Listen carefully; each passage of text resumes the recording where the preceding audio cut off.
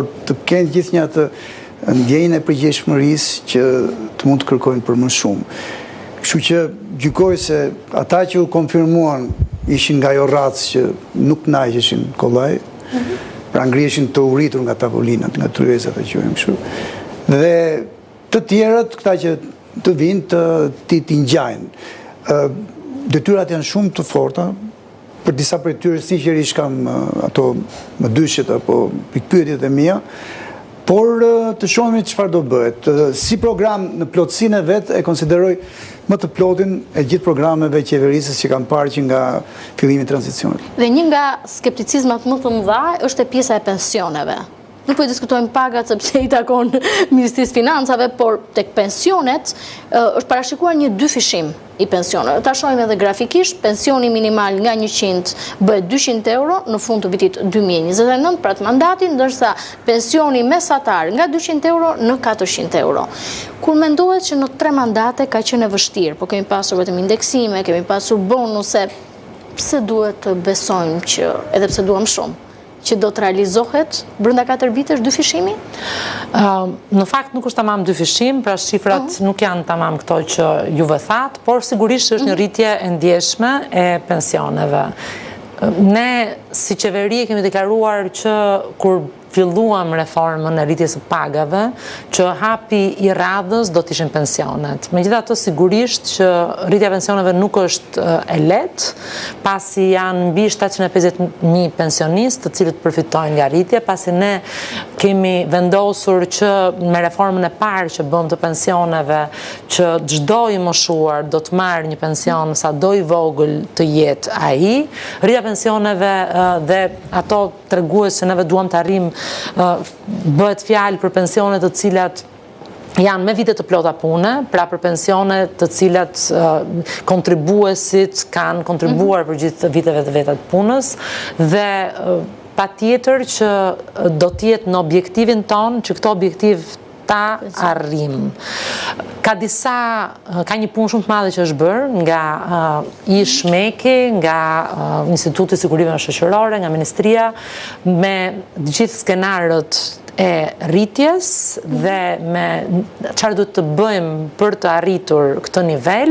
E vërteta është që çdo skemë e re e pensioneve në fakt nuk aplikohet për pensionet që janë dhënë në të kaluarën, por aplikohet në momentin që skema hyn në fuqi. Pra, skema e re që diskutohet e pensioneve është një skemë që nuk do të ndikojë sot në rritjen e pensioneve, pasi bëhet fjalë për ata persona që do të dalin në pension. Ska efekt pra pa veprus. Që atë moment që do hyjë në fuqi, do marrin parasysh atë situatë, pra atë numër pensionistësh, atë nivel pensioni që marrin gjithë secili prej tyre. Sepse skemat kështu funksionojnë, ndërsa për sa i përket pensioneve që janë pra efekti për paveprues, do duhet që ne të bëjmë një strategji me formën e bonuseve që neve kemi përdorur dhe në të kaluarën, me qëllim që të rrisim nivelin e pensioneve dhe për ata që aktualisht janë në pension.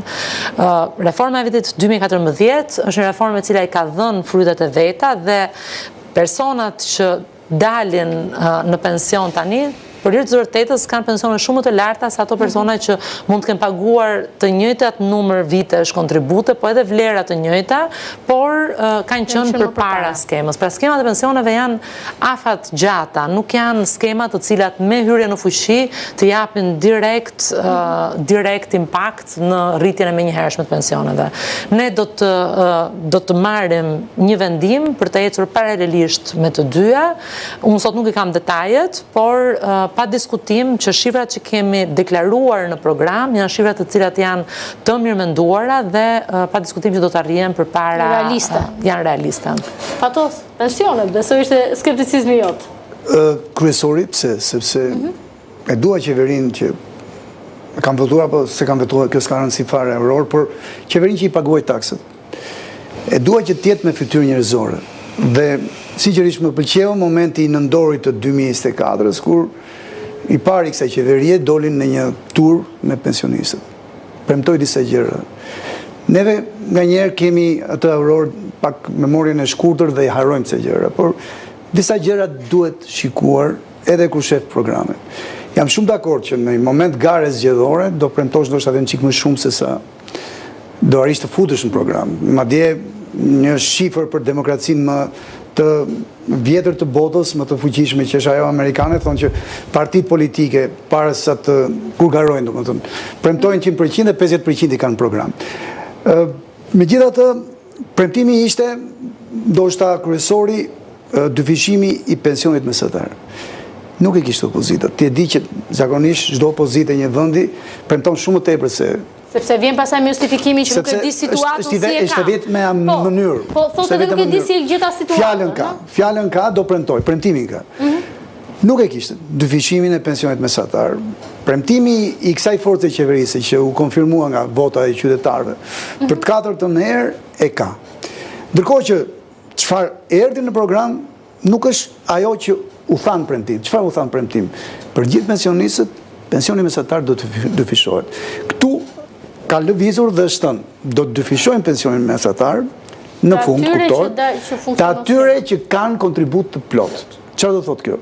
Kjo do thotë që sot që flasin, ata që dalin pension, jam dakord me arsjetimin e ministres që skemat gjithë një flasin për nga ky vit zero e më tutje, por ata që dalin pension me kontributet plota janë gjysma sot.